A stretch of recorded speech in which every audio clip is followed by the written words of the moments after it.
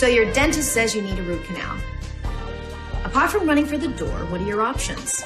Firstly, if the tooth needs to be removed, make sure you see a holistic dentist, one who can remove the infection and periodontal ligament properly.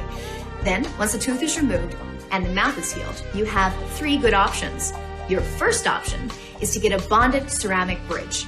Your second option is to get a zirconia implant. Now, 99% of dentists will recommend a titanium implant, but that is just as bad as a root canal. So make sure your implant is zirconia. Then your third option is a good old-fashioned denture. Keep smiling.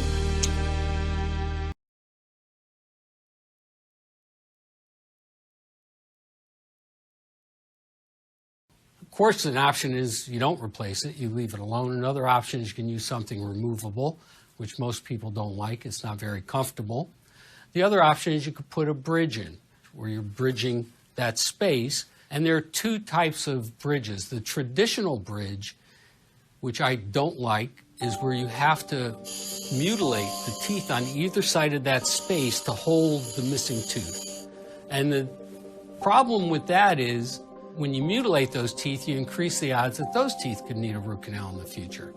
So I prefer to use a bonded type bridge, where the abutment teeth, as they're called, or the supporting teeth, have minimal preparation, and that holds the missing tooth. Now, the only downside with that really is that it periodically will come loose and need to be re-cemented. Now, of course, the best option is to take really good care of our teeth and gums with a comprehensive dental program, so we never need a root canal. But let's say that hasn't happened, like me and a lot of other people I know.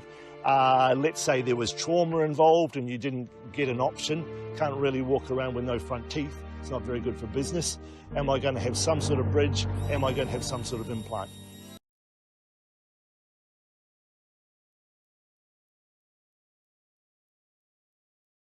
An implant is where you're going and you're going into the bone and you're placing what traditionally has been a titanium implant. Now, today we have also ceramic implants. The advantages and disadvantages, well, the titanium, the problem is you're putting a metal into the bone.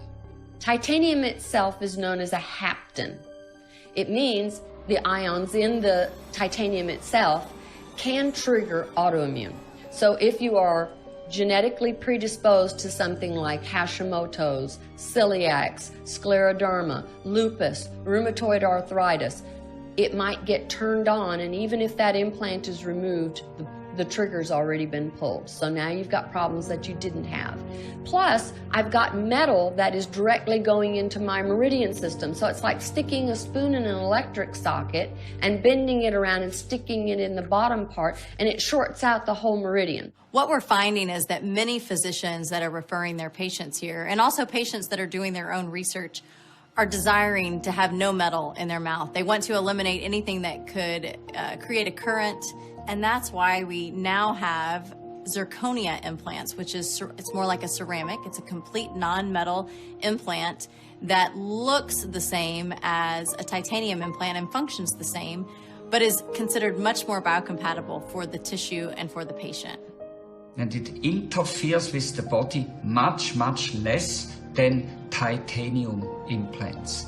I do not say zirconium implants are 100% good, but they are much better tolerable to the body than titanium implants are.